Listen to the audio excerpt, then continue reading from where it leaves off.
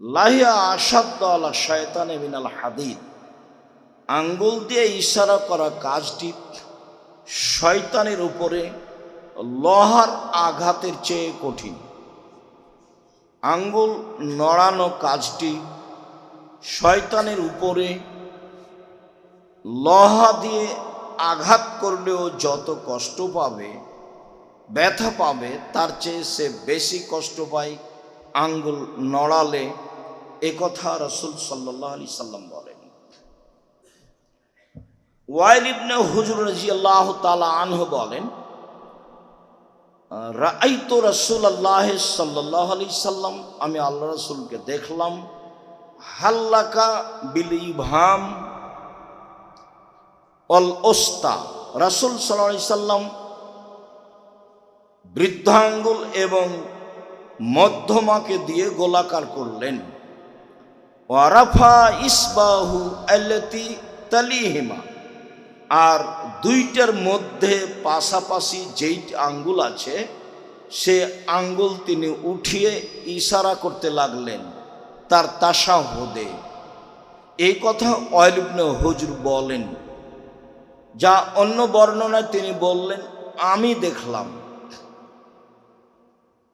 আব্দুল্লাহ ইবনে আবজা বলেন যে কানান নবী সাল্লাল্লাহু আলাইহি সাল্লাম ইশিরু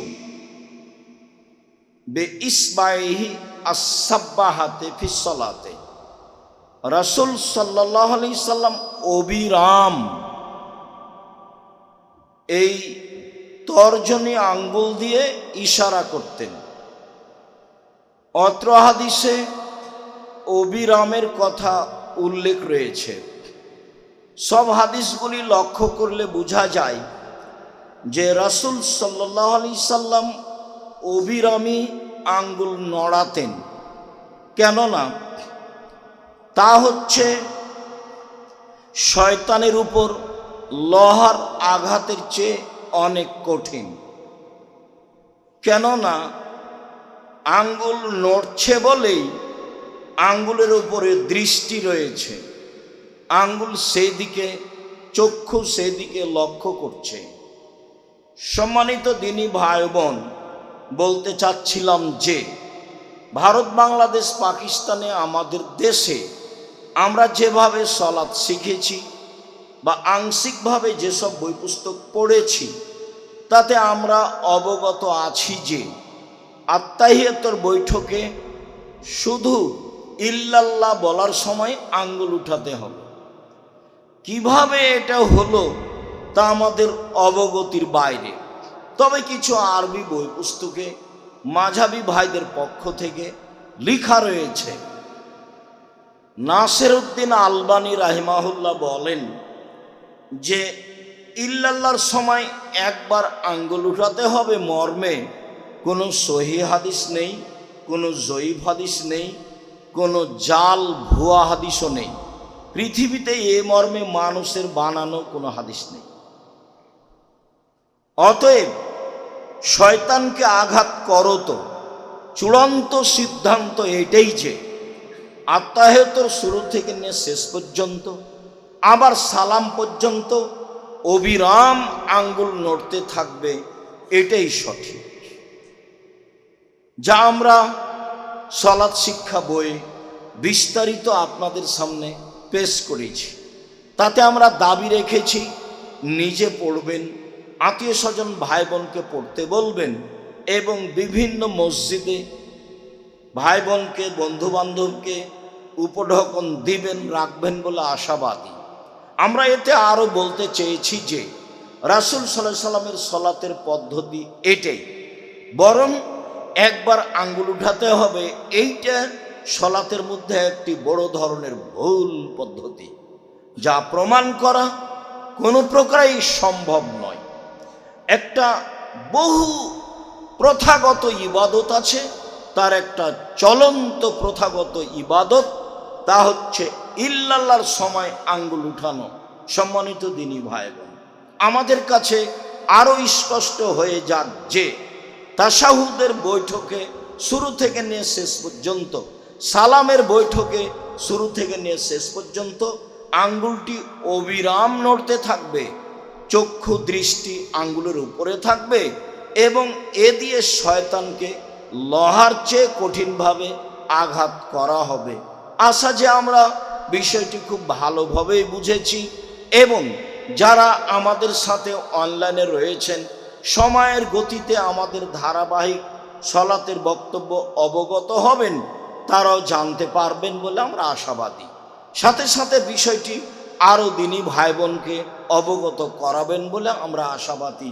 সম্মানিত দিনী ভাই বোন, আব্দুল্লাহ ইবনে উমর রাদিয়াল্লাহু তাআলা আনহু বলেন, রাসূল সাল্লাল্লাহু আলাইহি সাল্লাম বললেন, শোনো, এজা জালাসা আহাদুকুম, যখন তোমাদের কোনো ব্যক্তি তাশাহুদের বৈঠকে বসবে, ফালিয়াকুল, সেজন্য বলে, আত্তাহিয়াতু লিল্লাহি ওয়াসসালাওয়াতু ওয়াত-তাইয়্যিবাত। শারীরিক ইবাদত, আর্থিক ইবাদত, মৌখিক ইবাদত একমাত্র আল্লাহর জন্য। ইবাদত করতে অর্থ লাগে এমন ইবাদত দুনিয়াতে আছে যা আপনারা বুঝেন, হজ উমরা। শারীরিক চেষ্টা প্রচেষ্টা লাগে ইবাদত আছে, তা হচ্ছে সালাত। তাসবিহ তাহলিল জিকির আজকার বসে বসে হয়, তা আমরা অবগত। আত্তাহিয়াতু লিল্লাহি ওয়াসসালাওয়াতু ওয়াত-তাইয়্যিবাত, সব ইবাদত আল্লাহর জন্য। আসসালামু আলাইকা আইয়ুহান নবিয়্যু ওয়া রাহমাতুল্লাহি ওয়া বারাকাতুহু, হে নবী, আপনার উপরে শান্তি অবতীর্ণ হোক, বরকত অবতীর্ণ হোক, আর দয়া ও রহমত অবতীর্ণ হোক। আসসালামু আলাইনা, এবং শান্তি দয়া বরকত আমাদের উপরে হোক। ওয়ালা ইবাদিল্লাহি সলিহিন, পৃথিবীর সব সৎ কর্মশীল পুরুষ নারীদের উপরে সালাম, শান্তি, দয়া, নিরাপত্তা অবতীর্ণ হোক। আশহাদু আল্লা ইলাহা ইল্লাল্লাহ, আমি সাক্ষ্য দিচ্ছি আল্লাহ ছাড়া কোনো মাবুদ নেই। ওয়া আশহাদু আন্না মুহাম্মাদান আবদুহু ওয়া রাসূলুহু, আমি আরও সাক্ষ্য দিচ্ছি যে মুহাম্মদ সাল্লাল্লাহু আলাইহি সাল্লাম তার রাসূল এবং তার দাস বান্দা। তিনি তেমন কিছু নন, তিনি একজন মানুষ, তিনি রাসূল এবং আল্লাহর দাস। সুবহানাল্লাযী আসরা বিআবদিহি লাইলাম মিনাল মসজিদিল হারাম ইলাল মসজিদিল আকসা, তিনি আল্লাহ যিনি তার দাসকে, তার গোলামকে, মুহাম্মদ সাল্লাল্লাহু আলাইহি সাল্লামকে কাবা ঘর থেকে বাইতুল মুকাদ্দাসে নিয়ে গেলেন বোরাকের মাধ্যমে। যা ঘটনা আছে তা আপনারা জানেন। তাতে আল্লাহ বলেছেন তিনি তার দাসকে নিয়ে গেলেন। মুহাম্মদ সাল্লাল্লাহু আলাইহি সাল্লামকে নিয়ে গেলেন। সম্মানিত দিনী ভাই বোন, এই বাক্যের পরে যেটুকু আছে সেটুকু আমাদের জন্য আরো জরুরি। রাসূল সাল্লাল্লাহু আলাইহি সাল্লাম বলেন, ওয়াল ইয়াতাখাইয়ার মিনাদ দুআয়ে মা আজাবাহু ফায়াদু, এরপরে যার যেটা দোয়া ভালো লাগে, যে যেটা পছন্দ করতে পারে, সে যেন সেই দোয়া পড়ে। অত্র হাদিসে তাশাহুদের পরেই এই বিবরণ রয়েছে, কিন্তু আমরা দুরুদের পরে কেন বলছি এই কথা? আমরা কিন্তু আমাদের কথার ধারাবাহিকতায় বলি যে আগে তাশাহুদ পড়তে হবে, তারপরে দুরুদ পড়তে হবে, তারপরে দোয়ায়ে মাসুরা পড়তে হবে, যেগুলো আমাদের ধারাবাহিক আলোচনায় আসবে পরবর্তী জুমাগুলিতে ইনশাআল্লাহ। তো আমরা অত্র হাদিসে আল্লাহ বলছেন, হাদিস রাসূল সাল্লাল্লাহু আলাইহি সাল্লাম বলছেন, হাদিস বুখারী মুসলিম, যে এখন তার পছন্দ মতো দোয়া করুন। কিন্তু আমরা এই অংশকে দুরুদের পরে কেন নিয়ে গেলাম? দুরুদের পরে এই জন্য নিয়ে গেলাম, উমর রাদিয়াল্লাহু তাআলা আনহু বলেন, রাসূল সাল্লাল্লাহু আলাইহি সাল্লাম বলেছেন, পৃথিবীর মানুষ শুনে রেখো, আর দুআও মাওকুফুন বাইনা সামাই ওয়াল আরদ লা ইয়াসআদু মিনহু শাই হাত্তা তুসাল্লি আলা নবিয়িকা। ওমর মনে রাখেন, মানুষের তোমাদের দোয়া আকাশে সরিষা সমপরিমাণও যাবে না যদি দুরুদ না পড়া হয়। আগে আমার উপরে দুরুদ পড়ো, তারপরে দোয়া করো, তাহলে তোমাদের দোয়া আকাশে উপরে চলে যাবে। যার কারণে আমরা আত্তাহিয়াত তাশাহুদ বলার পরে দোয়ায়ে দুরুদ পড়ার পরে বাকি দোয়াগুলো বলার জন্য ধারাবাহিক আলোচনা রেখেছি। সম্মানিত দিনী ভাই বোন, অত্র হাদিসে যা আমরা বুঝেছি তাতে সালামের বৈঠকে ইচ্ছামতো দোয়া পড়তে পারি। অতীতের বিবরণে বুঝেছি যে রুকু এবং সিজদায় কোরআন মাজিদ পড়তে পাওয়া যাবে না, নিষেধ করা হয়েছে। এটাই ঠিক যে রুকু এবং সিজদায় কোরআন মাজিদ পড়তে পাওয়া যাবে না, এটা নিষেধ। এখন সালামের বৈঠকে আল্লাহ রসুল বললেন, বাছাই করে নাও যা ভালো লাগে। আমি পরামর্শে বলেছি রব্বির হামহুমা কামা রাব্বায়ানি সাগীরা, এটা আমার পরামর্শ। এছাড়া আপনার যা দোয়া মুখস্থ আছে কোরআন হাদিস থেকে সব বলে নেন, যা ভালো লাগে। সালামের বৈঠকে আল্লাহুম্মা ইন্নাকা আফুউন তুহিব্বুল আফওয়া ফা'ফু আন্নী, আল্লাহ তুমি ক্ষমাশীল, ক্ষমাকে ভালোবাসো, আমাকে ক্ষমা কর। আল্লাহুম্মা ইন্না নাসআলুকাল হুদা ওয়াত তুকা ওয়াল আফাফা ওয়াল গিনা, হে আল্লাহ আমি তোমার কাছে তাকওয়া পরহেজগারিতা চাই, তোমার কাছে আমি নিরাপত্তা চাই, আমি তোমার কাছে এমন নেকি করা চাই যেটা গোপন থাকবে, আর মানুষের কাছে আমাকে হাত পাততে হবে এরকম পরিবেশ যেন না আসে, আমি এটা চাই, তোমার কাছে এটা চাচ্ছি। দুয়ার বই থেকে গুরুত্বপূর্ণ দোয়াগুলি মুখস্থ করে নিয়ে বলার চেষ্টা করি। এছাড়াও রব্বানা আতিনা ফিদ দুনিয়া হাসনাতা, এছাড়া রব্বি ইন্নী যালামতু নাফসি ফাগফিরলি, যা দোয়া মুখস্থ আছে। এখন আপনার সময় হয় না কেন? ছোটকালে মক্তবে ভাঙাচুরা করে দুইটা দোয়া মুখস্থ করেছিলেন, ওই দুটা দুয়া আজীবন চুষে খাচ্ছেন কেন? সবই কাজ চলে, জমি জায়গা দেখা চলে, দলিল আদিল্লা দেখা চলে, বাড়িঘর করা চলে, মেয়ে কেস মামলা করা চলে, একটু দুয়াটা দেখা চলে না? এরকম সুযোগ হয় না? এইটা আপনি কাকে বুঝাতে চাচ্ছেন? হয় না কেন? আপনি দেখেন না কেন? বাংলা যদি নাই পড়া যায়, পড়তে নাই পারি, তো ছেলে মেয়ে তো পারে, ওদেরকে পড়তে বলি। আর কোরআন মাজিদ আপনি পড়তে পারেন না, এটা তো গ্রহণ হবে না, পড়তেই হবে যে কোনো। আর বাংলা উচ্চারণ দিয়ে কোরআন মাজিদ পড়া হবে না, বাংলা উচ্চারণ দিয়ে কোরআন মাজিদ পড়া হবে না, ওটা উচ্চারণ ঠিক হবে না। সম্মানিত দিনী ভাই বোন, আবু হুরায়রা রাদিয়াল্লাহু তাআলা আনহু বলেন, আব্দুল্লাহ ইবনে মাসউদ রাদিয়াল্লাহু তাআলা আনহু বলেন, কানান নবী সাল্লাল্লাহু আলাইহি সাল্লাম ইয়াজলিসু ফির রাকাতাইনিল উলাইয়াইনি আলার রাসফে হাত্তা ইয়াকুমা। আল্লাহ রাসূল যখন আত্তাহিয়াতুর বৈঠকে বসতেন তখন মনে হতো যেন গরম পাথরের বসেছেন, বসলেন আর উঠলেন। মানে আত্তাহিয়াত ছাড়া আর কিছু বেশি পড়তেন না, তাশাহুদ ছাড়া আর কিছু বেশি পড়তেন না। আল্লাহ রাসূল যখন তাশাহুদের বৈঠকে বসতেন তখন মনে হতো যেন তিনি গরম পাথরের উপরে বসেছেন। গরম পাথরের উপরে বেশিক্ষণ বসে থাকা যাবে কি? অল্প সময় বসেই উঠে গেছেন। আমরা তাশাহুদ পড়ার সময়টা আল্লাহ রাসূলের খুব কম দেখেছি, তাতে আমরা বুঝেছি যে ভাবে মনে হচ্ছে যে গরম পাথরের উপরে বসে আছেন, তাই গরম জিনিসটা সহ্য করতে না পারাই তাড়াতাড়ি উঠে গেছেন।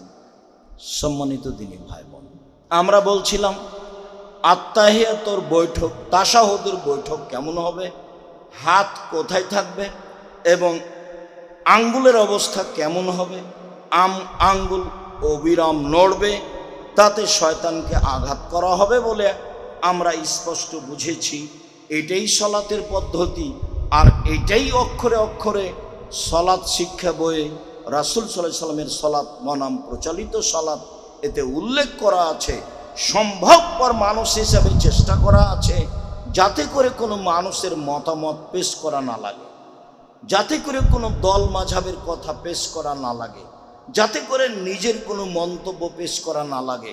হুবাহু আল্লাহ এবং রাসূলের কথা দিয়ে সলাৎকে কিভাবে দেখানো যেতে পারে তার চেষ্টা করা হয়েছে। কেননা তিনিও বলেছেন, সাল্লু কামা রাআইতুমুনি উসাল্লি, পৃথিবীর মানুষ সলাত আদায় করো তোমরা যেভাবে আমাকে দেখছো। তো এখন তো তিনি দুনিয়াতে নেই, তো কিভাবে সলাত দেখবেন? তখন আমরা পরামর্শে বলেছি একেবারেই পৃথিবীতে নিখুঁত কেতাব বুখারী মুসলিম। যারা এদেশে বুখারী পড়ায় এদেশে সেদেশে, তাদের মান সম্মান অনেক বেশি, তাদের বেতনও বেশি, কিন্তু আমল করতে হবে বুখারীর উপরে এইটা কম, নেই বললেই চলে। কেন যে এমনটা আল্লাহই ভালো জানে। আবার কিছু বললেই অনেক কথা, বুখারীর কি হাদিসই সব সহিহ আর কি দুনিয়াতে নেই, মানে উল্টা কথা।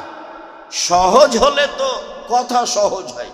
আল মুমিন গিরুন করিম, মুমিন হচ্ছে ভোলা ভালা সাধারণ, নাকে লাগাম লাগানো উটের নেই, বসতে বললে বসে, উঠাতে বললে উঠাতে চাইলে উঠে। এর নাম হচ্ছে নাকে লাগাম লাগানো উট, এরই নাম হচ্ছে মুমিন। মুমিন ধূর্ত নয়, মুমিন চালাক নয়, মুমিন পেঁচালা নয়, মুমিন অভিশাপকারী নয়, মুমিন অশ্লীল ভাষার অধিকারী নয়, মুমিন কঠোর কর্কশ মানুষকে অপমান খাটো করবে এরকম চরিত্রের নয়। আল্লাহ রাসূল মুমিন বলছেন আল মুমিন গিরুন করিম, মুমিন হচ্ছে সাধারণ সাদা সিধে, চলাফেরা সাদা সিধে, পোশাক আদি সাদা সিধে, খাওয়া পরা সাদা সিধে, গাড়ি বাড়ি সাদা সিধে। এইভাবে বিত্তশালিতা দেখিয়ে বা এইভাবে লোন নিয়ে বাড়ি গাড়ি করে লিফটে আহাল পরিবার মিলে উঠে মেয়ের জন্য 450-500 টাকা দিয়ে আইসক্রিম কিনে কি হবে ফলাফল? কি হবে? চাঁপাইনবাবগঞ্জের ভাষায় আমও গেল, ছালাও গেল, কাঁদতে কাঁদতে 2 চোখ হয়ে গেল, সেটাই হবে।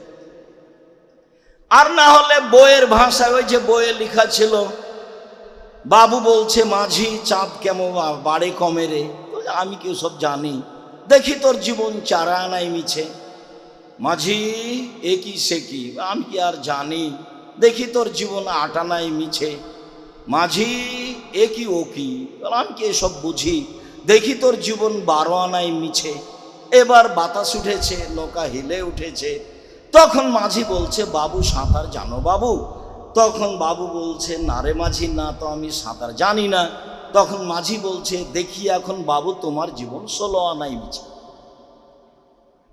আপনি যেভাবে আহাল পরিবার গড়তে চাচ্ছেন, ছেলে মেয়েকে শিক্ষা দিতে চাচ্ছেন, এটাই কি আসলে পরকালমুখী? এটাই কি জাতির জন্য কল্যাণ নিয়ে আসবে? এটাই কি জাতিকে সঠিক পথ দেখাবে? এটাই কি জাতিকে সঠিক আকীদা দেখাবে? ছেলে মেয়ে শুধু নিজের জন্যই মানুষ করলেন, তাই তো বোঝা গেল। মনে করলেন যে টাকা ইনকাম করবে, ভালোই করেছে। যেই কোম্পানি তাকে টাকা দেয় সেই কোম্পানির ওষুধ লিখে। তা আপনি যেমন ছেলেও তেমন। আপনার সাদি ছিল বড় ইঞ্জিনিয়ার, তখনও খালি রাস্তাঘাট তৈরি করতে গিয়ে টাকা চুরি করে, টাকা মেরে খাই। আমি ভালো নেই এ কথা বলিনি, একেবারেই কম। সাজনাদের আপনার লক্ষ্য উদ্দেশ্য ভুল হয়েছে, আপনি তার আকীদা সংশোধন করতে পারেননি। এই লক্ষ্যেই একবারে তেঁতুলিয়া থেকে টেকনাফ পর্যন্ত মক্তব চালু করতেই হবে যে কোনো মূল্যে, এবং প্রশিক্ষণে আসতেই হবে, শুধু জাতির জন্য, আপনাদের জন্য, বাঙালিদের জন্য, জাতির কল্যাণের জন্য, জাতিকে পরকালমুখী করার জন্য। জামিয়া সালাফিয়া রিস্ক নিয়ে একেবারে পরকালের আশায় ইমামদের প্রশিক্ষণের ব্যবস্থা বড় বড় ইমাম রেখে, প্রশিক্ষক রেখে, ব্যয়বহুল পয়সা খরচ করে, যাওয়া ফিরি দিয়ে, আসা ফিরি দিয়ে, থাকা খাওয়া ফিরি দিয়ে, বই পুস্তক ফিরি দিয়ে জীবন বাজি রেখে চেষ্টা চালাচ্ছি, তাতে আমাদের কি স্বার্থ? স্বার্থ জাতিকে পরকালমুখী করতে চাই, এটাই স্বার্থ। স্বার্থ এ দিয়ে আল্লাহকে সন্তুষ্ট করতে চাই, এটাই স্বার্থ।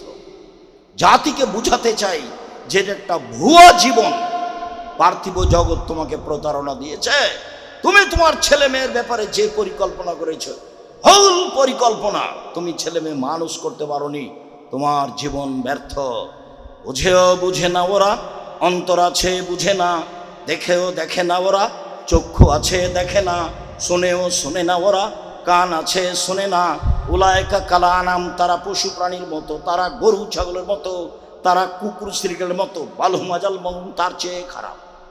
জীবন পশু প্রাণীর মতো, কুকুর শ্রীর মতো। মানুষকে মেরে জেল হাজতে দিয়ে কি হবে? ক্ষমতা দেখিয়ে, তারপর দেখিয়ে দল করে কি হবে? জয় হলেন, 5 বছর থাকলেন, কাকে পরাজয় করলেন, কত বদনাম করলেন। বদনাম করেছেন মানে জাহান্নামে চলে গেছে। ও ঢুকেনি কেন? মরেনি এই জন্য। ও তো মানুষের সাথে জড়িত পাপ, আল্লাহর সাথে জড়িত পাপ নয়। আল্লাহর সাথে জড়িত পাপের পথ সহজ। সুদ যত বড়ই পাপ হোক না কেন, সুদের যে ভাষা আল্লাহ রাসূল উল্লেখ করেছেন, পৃথিবীর কোনো পাপের ভাষা এভাবে আল্লাহ রাসূল উল্লেখ করেননি। সুদের পাপের ব্যাপারে বলছেন, মায়াকুল দিরহাম রেবাহ ইয়ালাম আসাদ্দু মিন সিত্তাতি ওয়া সালাসিনা জিনিয়া। যে যদি জেনে শুনে 1 টাকা সুদ খায়, 36 বার জেনা করে যত পাপ হবে, 1 টাকা সুদ খেলে তার চেয়ে বেশি। মানে অবিবাহিত ছেলে মেয়ে জেনা করলে 100 লাঠি পিটিয়ে তাকে এলাকা থেকে 1 বছরের জন্য তাড়িয়ে দিতে হবে। জেনা মানে বিবাহিত ছেলে মেয়ে জেনা করলে তাকে ইট ঢেল পাথর দিয়ে মেরে মেরে মেরে ফেলতে হবে। তার পৃথিবীতে বেঁচে থাকার কোনো সুযোগই নাই। তার নাম জেনা। বিবাহ করার পরে রাসূল সাল্লাল্লাহু আলাইহি ওয়াসাল্লাম বলছেন, কে যদি জেনে শুনে 1 টাকা সুদ খায়, 36 বার জেনা করে যত পাপ হবে, 1 টাকা সুদ খেলে তার চেয়ে বেশি পাপ হবে। রাসূল সাল্লাল্লাহু আলাইহি ওয়াসাল্লাম বলেন, আর রিবা সাবুনা জুজান।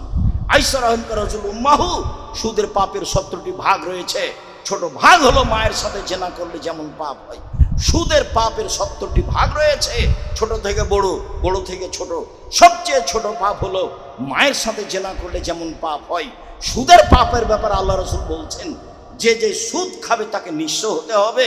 আর আল্লাহ বলছেন, যে সুদ খাবে তার টাকা কমে যাবে।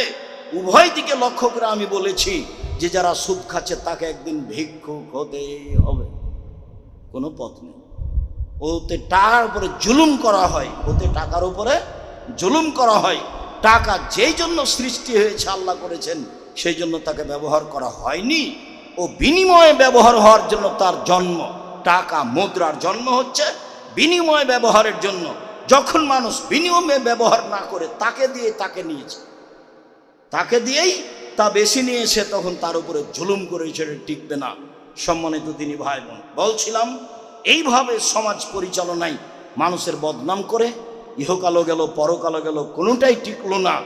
জেনা তো মহাপাপ, শুদ্ধ মহাপাপ। ক্ষমা চাইলে ক্ষমা হবে ইনশাল্লাহ। কেন? তার সাথে জড়িত পাপ। মানুষের বদনাম করে, বিরোধিতা করে ক্ষমা চান দেখি। কিয়ামত পর্যন্ত কোনো একদিন ক্ষমা হয়ে গেলে আল্লাহ হবেন জালেম। আর আল্লাহ বলেছেন, জুলুম আমার উপরে হারাম করেছে, আমি এমন কাজ করি না। যার অন্যায় করেছে, যার বদনাম করেছে, সেখানে ক্ষমা নেই হোগা। সম্মানিত দিনী ভাই, বলছিলাম আমাদের দেশে ভুল পদ্ধতিতে জীবন চলছে। আপনারা আমার কেন কোরআন মাজিদ পড়ি না, কেন দোয়াগুলো শিখে না? শিখা উচিত।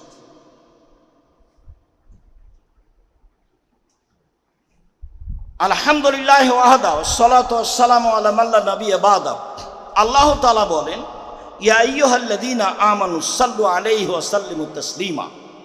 হে পৃথিবীর মানুষ, ঈমানদার পুরুষ নারী, তোমরা মুহাম্মদ সাল্লাল্লাহু আলাইহি সাল্লামের উপরে দরুদ পড়ো, তাকে সালাম দাও, দরুদ পড়ো। আল্লাহ তাআলা বলেন, ইন্নাল্লাহা ওয়া মালাইকাতুহু ইউসাল্লুনা আলান নবী। নিশ্চয় আল্লাহ এবং ফেরেশতা নবীর উপরে দরুদ পড়ে। তা আল্লাহ যখন নবীর উপরে দরুদ পড়েন, মানে নবীর উপরে দয়া করেন। ফেরেশতাই যখন নবীর উপরে দরুদ পড়েন, মানে নবীর জন্য ক্ষমা চান। তা আল্লাহ যে কাজে ব্যস্ত, ফেরেশতাগণ যে কাজে ব্যস্ত, সে কাজ আমরা করি না কেন? সেটা হলো দুরূদ। আব্দুল্লাহ ইবনে উমর রাদিয়াল্লাহু তাআলা আনহু বলেন, রাসূল সাল্লাল্লাহু আলাইহি সাল্লাম বলেছেন, আওলান নাসে বি ইয়াউমাল কিয়ামা আকসারুহুম আলাইয়া সালাহ। বিচারের মাঠে সবচেয়ে ভালো মানুষ হবে সেই যে আমার উপরে দুরূদ পড়ে। বিচারের মাঠে সবচেয়ে ভালো মানুষ হবে সে যে আমার উপরে দুরূদ পড়ে। আব্দুল্লাহ ইবনে উমর রাদিয়াল্লাহু তাআলা আনহু বলেন, রাসূল সাল্লাল্লাহু আলাইহি সাল্লাম বলেছেন, ইন্না লিল্লাহি মালায়েকাতান সাইয়্যিহিনা ফিল আরদে ইবাল্লিগুনি মিন উম্মতি আস-সালাহ।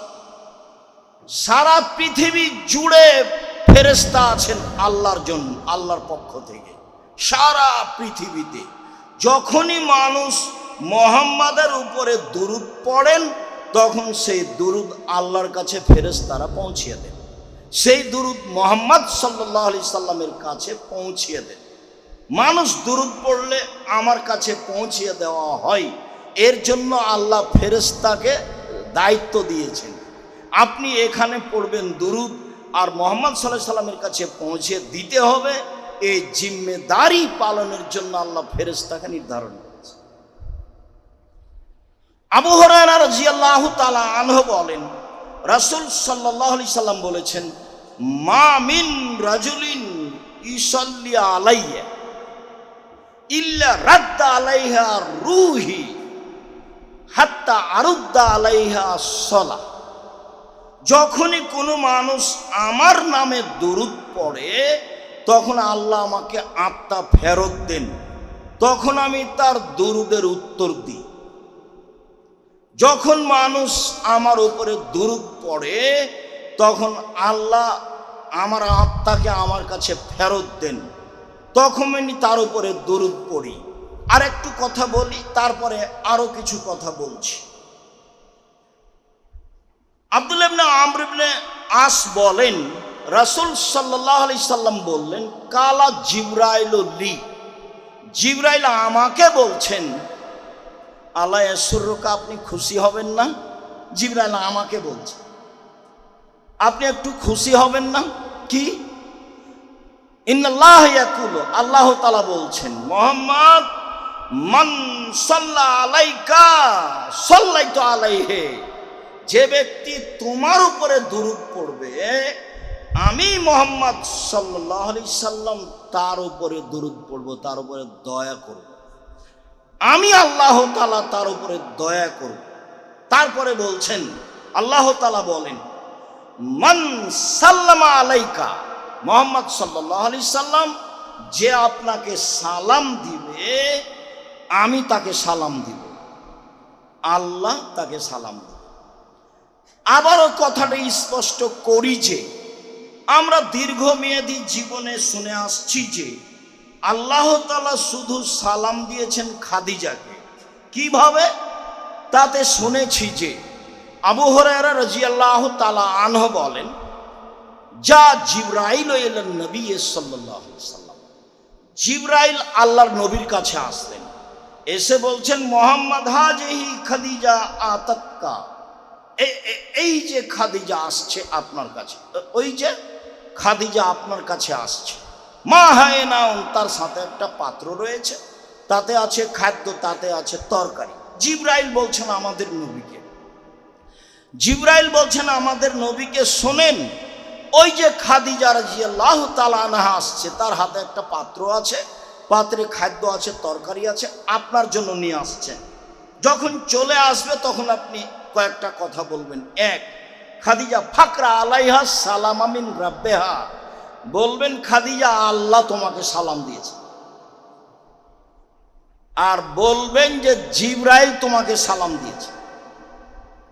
ওয়াবাশশিরহা বিবাইতিন মিন কাসবিন লা সাখাবা ফিহি ওয়ালা নাসাবা, আর বলে দিবেন যে খাদিজা তোমার জন্য জান্নাতে একটা ঘর তৈরি করা হয়েছে হীরা মুক্তা মাণিক্য দিয়ে, যেখানে কোনো হইচই নেই, যেখানে কোনো কষ্ট ক্লেশ নেই। বুখারী মুসলিম।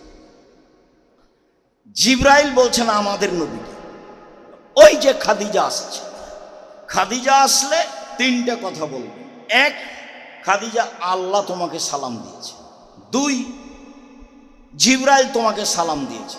তিন, তোমার জন্য জান্নাতে একটা ঘর বানানো হয়েছে হীরা মুক্তা মাণিক্য দিয়ে, যেখানে কোনো হইচই নেই, যেখানে কোনো কষ্ট ক্লেশ নেই। হাদিস বুখারী মুসলিম। তো এখন আল্লাহ সালাম দিলেন জিবরাইল খাদিজাকে, তো বিশাল ব্যাপার না। আল্লাহ আমাদেরকে সালাম দেন, এই কথাও তো সহজ। মুহাম্মদ সাল্লাল্লাহু আলাইহি ওয়াসাল্লাম, আপনি খুশি হবেন না কথা শুনে? জিবরাইল বলছে আপনি খুশি হবেন না? হ্যাঁ, কি কথা বলেন? আল্লাহ বলছেন যে মুহাম্মাদের ওপরে যে দুরূদ পড়ে, আমি আল্লাহ তার উপরে দয়া করি। মুহাম্মদকে যে সালাম দেয়, আমি আল্লাহ তাকে সালাম দিই। হলো তাহলে এবার, যদিও অত কাছাকাছি হলো না, মনে হচ্ছিল ওটা বিশেষ ব্যাপার, আসলেই বিশেষ ব্যাপার।